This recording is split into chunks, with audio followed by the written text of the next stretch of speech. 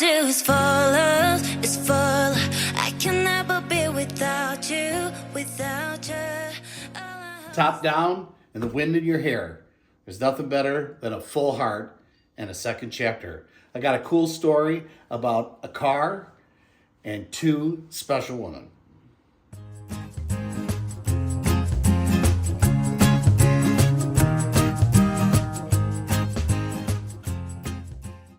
Thank you for calling Captain America and his beautiful bride, Wonder Woman. Welcome to Second Chapter Love.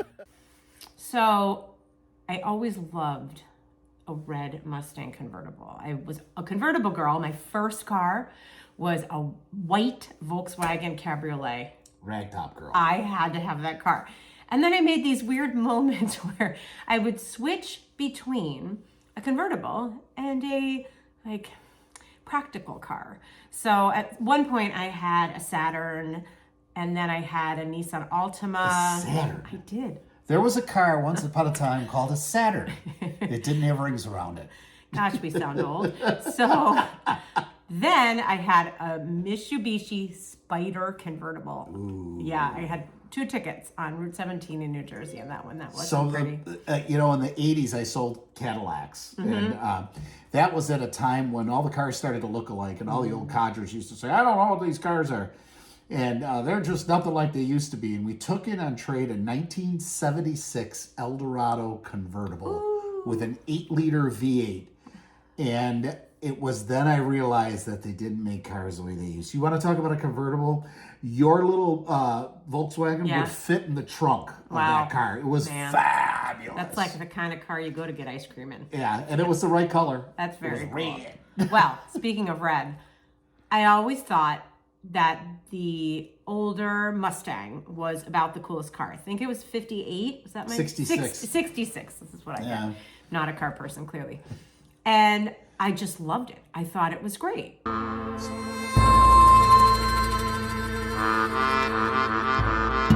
So we're driving around one day, and one drives by.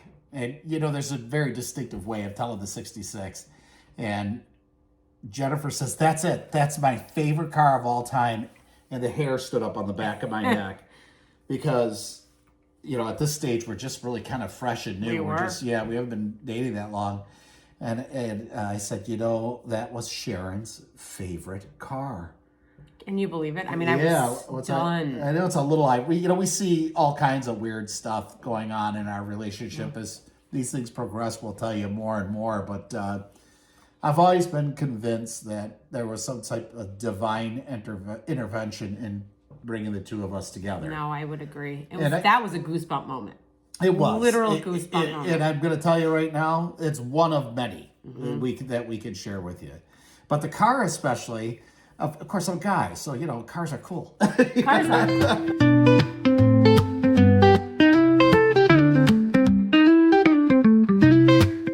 Okay, you're going to also have to put a picture in here.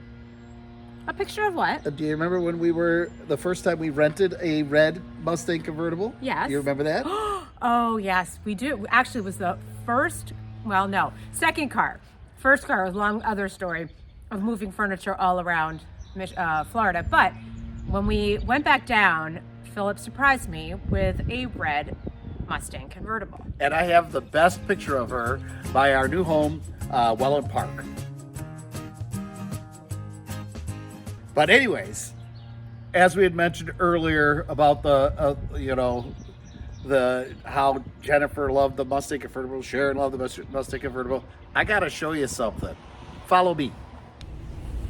All right, so we decided that the plate was going to be my call because I had always wanted a personalized plate, and I knew what would perfectly match for Sharon and myself and my husband, who needed more than one wife. I know what you're thinking. That probably says, what a stud or something like that.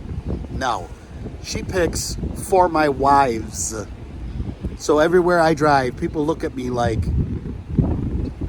You are a stud, don't you this think? guy's got how many wives? Yeah, you know. I can barely afford the one I have. How's this guy have more than one wife?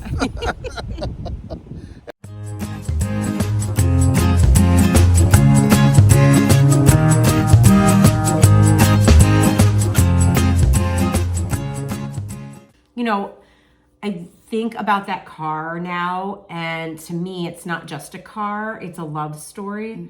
Yeah, it's a symbol. It's a thing. Things are not important. It's what's important is the love and stuff that falls behind it. And in some silly way, a car means a lot to us. And we still have the car. It's out in the driveway right now, and it's here in Michigan because...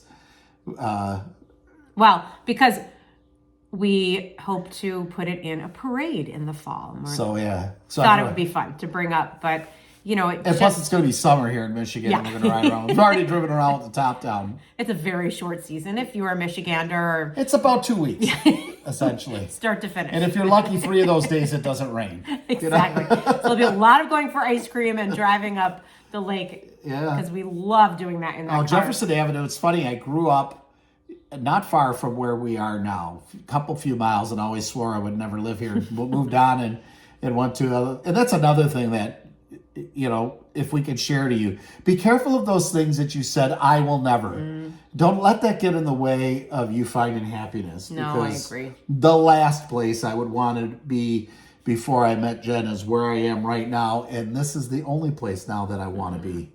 And I think that's part of what makes a second chapter, and that you evolve even more than you thought you ever could. And you thought you were done, and then you get to this, and here we are again, making new memories and telling these stories and wanting to share that with you in the hope that it's something that is inspiring. And the second chapter can just be second chapter of love. It could be second chapter of your work world or a family, and we just know the love that we have found and the meaning and the new beginnings that we're making are important. I embraced 2 words, let me re-say that.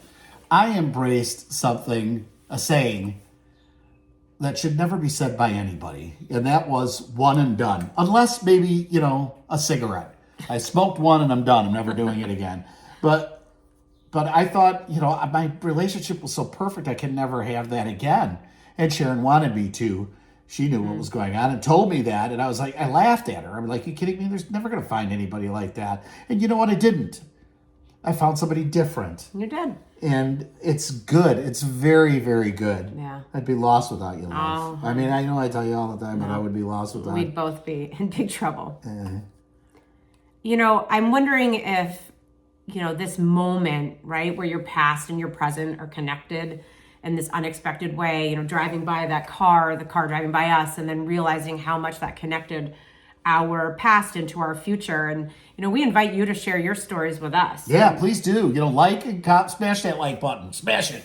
And comment. Tell us where you are. Tell us your story. Tell us we're full of it. Just love to hear from you, whatever you have to say. We're new at this. We're trying. We had this crazy idea that if this worked for us, we don't want to put our light under a bushel. We want other people to see it, to know that it's possible. You can have these things. Mm-hmm. Everybody should. We want everybody to be able to have that other significant other in their life, whether they drive a red convertible or not. That's it. So thank you for being part of our journey.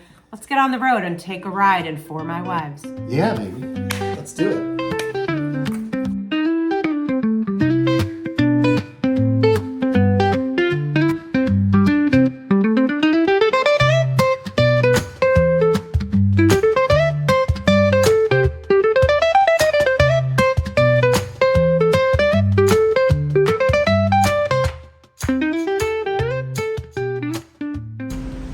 She's wondering. How many wives do you think? Well, there's some in the trunk.